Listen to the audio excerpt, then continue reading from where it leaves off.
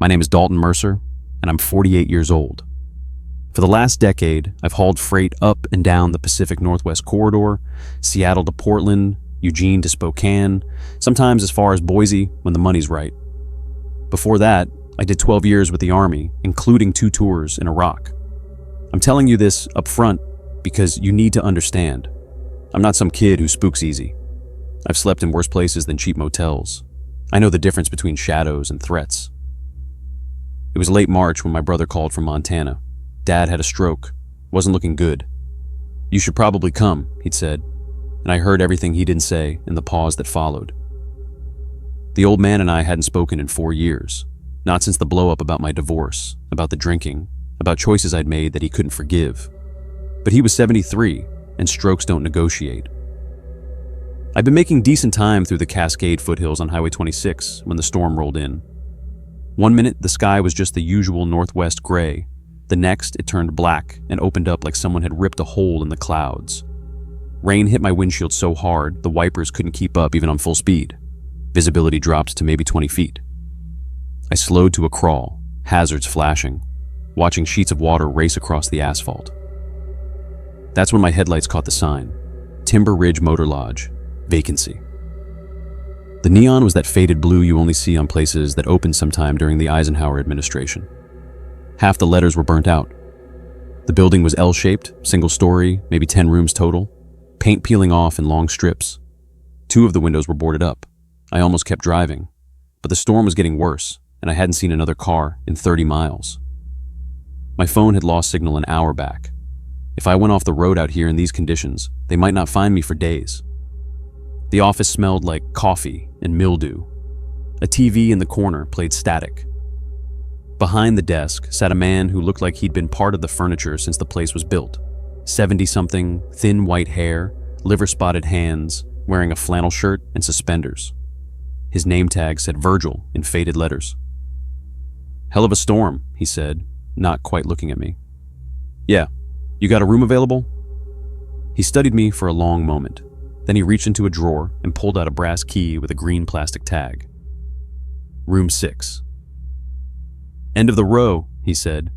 "Heater works. Water's hot if you give it a minute." He paused. "Just, if you need anything, you come get me. Don't try to handle it yourself." I should have asked what he meant by that. But I was tired, and my knee was aching from the drive, and all I wanted was a hot shower and 6 hours of unconsciousness. The rain nearly knocked me sideways when I stepped back outside. I grabbed my duffel from the truck and jogged toward the end unit, water streaming down my face. The light above room 6 flickered and buzzed. I could hear loose gutters rattling somewhere in the dark. I unlocked the door and pushed it open. Someone was sitting on the bed, not standing, sitting, hunched forward slightly, hands resting on their knees. The figure was backlit by the bathroom light I could see through the half-open door behind them, so I couldn't make out a face, just a silhouette, dark jacket, perfectly still. My training kicked in before conscious thought did. I registered the posture, non-threatening but wrong. The smell hit me next, damp carpet and something chemical, like industrial cleaner over something organic and old. "Hey," I said, "I think there's been a mix-up with the rooms." The figure didn't move, didn't turn, didn't even twitch. The air in that room felt heavy, oppressive, like walking into a place where something bad had happened, and the walls remembered. I felt it before, clearing houses in Fallujah, that electric tension before you find what you don't want to find. I took a step back, hand instinctively moving toward my hip where I used to carry my sidearm. "I'm going to get the manager," I said, voice steady despite my heart hammering. "Just stay there." I backed out, pulled the door shut, and walked quickly, not quite running, but close, back to the office. My hands were shaking. I told myself it was adrenaline. Virgil was still behind the desk, hadn't moved an inch. He looked up when I came in, and something in his expression said he'd been expecting this. "There's someone in my room," I said, "sitting on the bed. You said I was the only guest." He set down his coffee slowly. "Room 6? "Yeah." He grabbed a flashlight from under the counter and stood up with a groan. "Come on." We walked back together through the driving rain. He didn't seem surprised, didn't seem hurried, just resigned. like a man performing a ritual he'd done 100 times before. He unlocked the door with his master key and swung it wide open. The flashlight beam swept across the room. Empty. Not just empty, pristine. Bedspread smooth and tucked tight. No footprints on the carpet. No depression in the mattress. The bathroom light was off. The air smelled like generic cleaning products and stale air conditioning. I stood there, mental gears grinding, trying to reconcile what I'd seen with what I was seeing now. Had I walked into the wrong room? Was it a trick of the light? But I knew what I'd seen. I'd been close enough to touch them. I could have sworn, I started. Virgil turned to me. You've been driving a long time, right? In that storm? Sometimes the mind plays tricks when you're tired. Shadows can look like a lot of things. I wanted to argue, but what was I going to say? I spent 3 years in therapy after Iraq learning the difference between what was real and what my brain conjured up when I didn't sleep enough. Maybe I was more exhausted than I thought. Maybe the storm, the stress about my father, the memories this whole trip was dragging up. Maybe it was all just catching up to me. I can put you in room 3, Virgil said, but I gotta be honest with you, it hasn't been cleaned yet. Previous guests checked out this morning. You'd be sleeping on used sheets. Bathroom's probably a mess. Or you can stay here, your call. I looked past him into room 6. The overhead light was on now, fluorescent and harsh. Everything looked normal, shabby, but normal. A cheap painting of a mountain landscape. A TV bolted to the dresser. 2 double beds with matching floral bedspreads that hadn't been in style since 1985. And I was exhausted. Every part of me ached. The next town was probably 40 miles, assuming I could even find it in this storm. My phone was dead. And if I was being honest with myself, the alternative, driving blind through a rainstorm while my mind played tricks on me, seemed more dangerous than whatever I thought I'd seen. I'll stay, I said. Virgil nodded slowly. Lock's good. Heater's on the wall. You need anything, you know where to find me. He started to leave, then paused in the doorway. That 45 you got in your truck? Might want to bring it in. Never know what might wander up in a storm like this. He said it casual, like he was talking about mountain lions. I brought the gun in. I didn't sleep. Not really. I sat in the chair by the window with the TV on for noise, volume low, playing some late-night infomercial. I kept the overhead light on, the bathroom light too, and I watched the corners of that room like I was back on night watch into Crete. Around 2 in the morning, I heard footsteps on the walkway outside. Slow, deliberate. They stopped right outside my door. I picked up the 45 and waited safety off, finger outside the trigger guard like I'd been trained. The footsteps moved on. When dawn finally came and the rain eased to a drizzle, I packed up and went to return the key. Virgil was behind the desk again. Looked like he'd never left. A different flannel shirt, but otherwise identical. Sleep all right? He asked. Well enough, I lied. He took the key. As I turned to leave, he said, You know, you're not the first to mention seeing someone in there. I stopped. What? Room 6, he said, not quite meeting my eyes. Every couple months, someone says they saw a person sitting on the bed. Always the same thing, just sitting there, won't talk, won't move.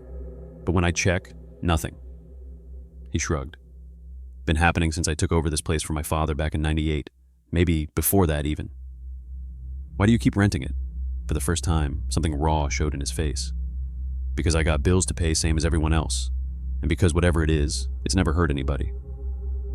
I left without another word. I made it to Montana 3 days later. My father died 2 hours before I arrived. The nurses said he'd been asking for me, right up until the end. I stayed for the funeral, helped my brother sort through the house, drove back to Texas the long way I'd done in '90 to I-84, avoided Highway 26 completely. I told myself I'd just been tired, stressed, grief-addled, before the grief even hit. That Virgil was probably some lonely old man who told stories to make his dying motel seem more interesting than it was. But sometimes, late at night when I can't sleep, I remember that figure on the bed. The way it sat so perfectly still. The weight of the air in that room. And I remember something else. Something I didn't let myself think about at the time. The posture was familiar. The hunched shoulders. The hands on the knees. The defeated slump of someone who'd given up. It was the way I used to sit on the edge of my bed after my wife left. After the nightmares got so bad I couldn't close my eyes. After I'd start drinking at 3 in the afternoon just to make it to sunset. It was the way I'd sat the night I put my service pistol in my mouth and somehow found the strength not to pull the trigger. Maybe Virgil was right. Maybe everyone who stays in room 6 sees someone sitting on that bed. Maybe they all see themselves. I moved to Ely, Minnesota for the silence. After 8 years as a social worker in Minneapolis, I needed distance from people and their endless crises. Remote UX writing paid the bills. The cabin backed onto state forest. No neighbors, no noise. Perfect. Spring storms and the boundary waters come fast and violent. That April night, thunder rolled across the lake like artillery, and rain hammered the metal roof so hard I could barely hear myself think. I'd made sourdough earlier, and the cabin smelled like yeast and damp wood. My laptop glowed in the corner. Deadline at midnight, but I was ahead of schedule for once. The power died at 8:47 p.m. One moment, humming fluorescence. The next, total darkness and the roar of rain. I felt my way to the kitchen drawer, found the headlamp and candles. The storm sounded different without electric hum underneath it, raw and huge, like the forest was trying to get inside. I was lighting the third candle when someone knocked, not on the front door, on the back slider, the one facing the woods. The one I'd never used because there was no path back there, just 70 miles of wilderness and black water. 3 measured knocks, patient, deliberate. My social worker brain kicked in first, lost hiker, medical emergency, accident on the service road. But my gut, the instinct I'd learned to trust after too many home visits gone wrong, said no. I grabbed the candle and moved to the glass door. A man stood in the beam of my headlamp, completely drenched. Mid-40s, maybe. Work jacket plastered to his body. Hair dripping. No rain gear despite the downpour. Water pooled around his boots. His face was calm. Too calm for someone caught in a storm like this. I stayed 10 feet back. "Can I help you?" "Sorry to bother you." His voice carried through the glass, friendly and smooth. "Truck broke down about a quarter mile up the road. Phone's dead. Just need to borrow yours for a quick call." Reasonable request. But something was wrong. He wasn't shivering despite being soaked through. No visible urgency. And I would have heard an engine. Even over the storm, sound carried on this empty road. "I don't have service," I lied. "Storm must have knocked out the towers," he smiled. "That's all right, Thea. I just need to get dry for a minute. You understand?" My name. He said my name. I hadn't told him. No mailbox out front. No name on the lease. No introduction. My scalp prickled cold. "How do you know my name?" His smile didn't change. "Thea Carver. Moved here October 15th. Healthcare apps, right? Remote work." He tilted his head. "I'm Luther. We should have met sooner. Really. You're out here all alone. That's not safe." My throat closed. The candle shook in my hand, throwing wild shadows across his face. "You need to leave." My voice came out steady somehow. "Now." "I don't think so." He pressed one hand against the glass, leaving a wet print. "See? I've been watching you. Morning hikes at 6:30. Grocery runs every Thursday. Lights out by 10. You follow patterns, Thea. That's dangerous for someone living this remote." He leaned closer. "Lucky for you, I'm here to help." I backed toward the hallway. He tracked me with his eyes. "Don't be rude," he said softly. "I just want to make sure you're safe. A woman alone, storms like this, anything could happen. You need someone to look after you." I ran. Bedroom, slammed the door, shoved the dresser against it with strength I didn't know I had. My phone sat on the nightstand, 1 bar of service, flickering. I dialed 911 with shaking fingers. 911, what's your emergency?" "Someone's trying to break into my house. 4720 Forest Service Road, Ely. He's at the back door." Glass shattered in the living room. "Ma'am, stay on the line. Units are en route. Are you in a safe location?" I pressed myself into the corner farthest from the door. "He knows my name. He's been watching me. He's inside now. Footsteps in the hall. Slow, unhurried." "Thea," Luther's voice, calm as ever. "I'm not going to hurt you. I'm going to save you from yourself. All this independence. It's unhealthy. Dangerous." The dresser scraped against the floor as he pushed the door. "I was a paramedic," he continued conversationally. 10 years. I know what people need, even when they don't." Another shove. The dresser moved 6 inches. "You left social work because you thought you failed all those people. But you didn't fail them, Thea. They failed themselves. Just like you're failing yourself now, hiding from someone who only wants to help. "Sheriff's Department, 3 minutes out," the dispatcher said in my ear. "Stay quiet, stay hidden." 3 minutes, 70 years. The dresser screeched across the wood floor. A gap opened. I saw his hand, then his shoulder. I grabbed the bedside lamp and ripped it from the wall. Ceramic, heavy. When his face appeared in the gap, I swung. The lamp exploded against his temple. He staggered back with a grunt, first real sound of surprise he'd made. I shoved the dresser with everything I had, catching him in the doorway, then ran. Kitchen, back door still open, rain pouring in, wind scattering my papers across the floor. I grabbed the cast iron skillet from the stove and pressed myself beside the refrigerator. Footsteps behind me. "That wasn't very grateful, Thea." Red and blue lights suddenly washed through the front windows. Sirens cutting through the storm. Luther stopped. Our eyes met across the kitchen. Blood ran from his hairline, black in the headlamp beam, mixing with rainwater. He smiled, genuine this time, almost proud. "Next time," he said. Then he turned and walked out the back door into the downpour. Sheriff Tetley found me 20 minutes later, still holding the skillet.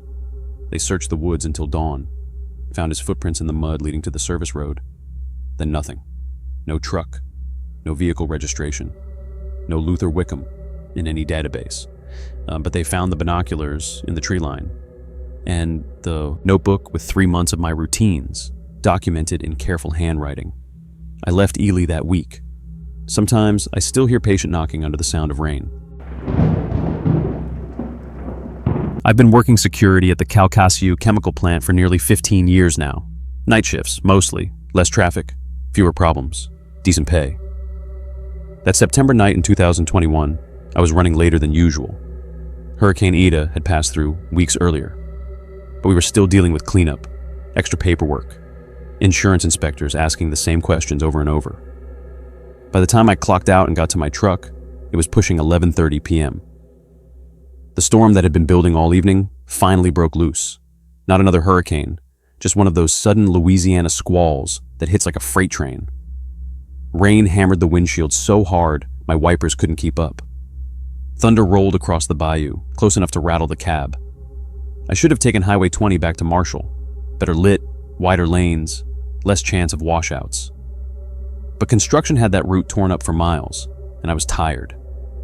15 years of driving these back roads, I knew Parish Road 847 like the back of my hand.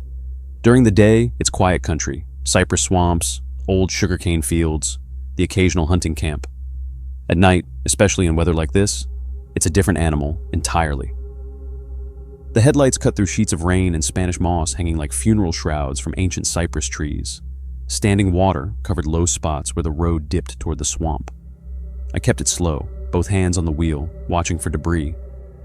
No other vehicles, no lights from houses, just darkness pressing in from both sides. That's when I saw him.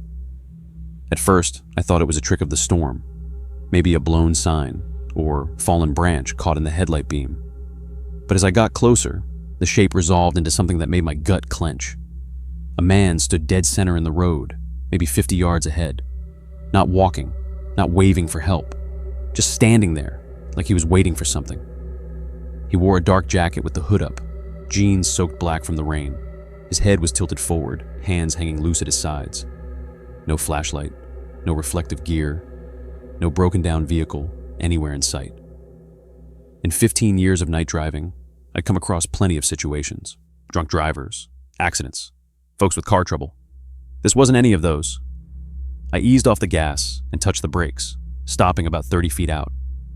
My headlights lit him up clear as day, but he didn't react, didn't shield his eyes, didn't wave, didn't move a muscle. I sat there for maybe 10 seconds, engine idling, waiting for some sign of what he wanted. Nothing. Something was wrong. Every instinct honed by 2 tours in Afghanistan and 15 years of security work was screaming at me to get out of there. I've learned to trust those instincts. I shifted into reverse and started backing up slow, planning to turn around and take the long way home. The shoulder was soft mud that would swallow my truck if I wasn't careful. I kept my eyes on him in the headlight beam. Still hadn't moved, still standing, like a statue in the middle of the road. When I had enough room to maneuver, I shifted back into drive and started forward again, angling toward the right shoulder to go around him. Maybe 4 feet of clearance between my truck and the swamp water. Tight, but doable if I kept it slow. That's when he moved. Not a step or a lunge. It was like he suddenly launched himself through the air. 1 second standing 50 feet away, the next slamming down onto my hood with both hands. His face hit the windshield hard enough to spider the glass, and I found myself staring into eyes that were completely empty. Not angry, not desperate, just void, like looking into deep water at night. He started pounding on the windshield with his fists, methodical, rhythmic blows that sent cracks spreading across the glass.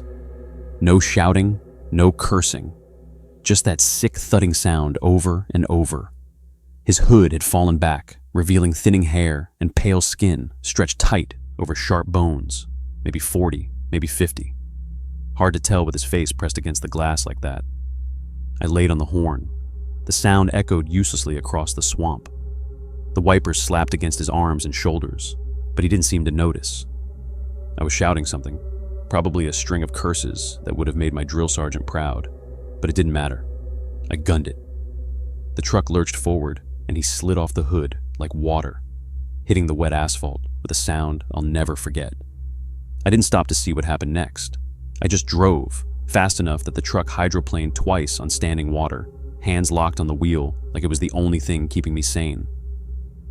It took me another 20 minutes to reach the Texaco station at the edge of Marshall.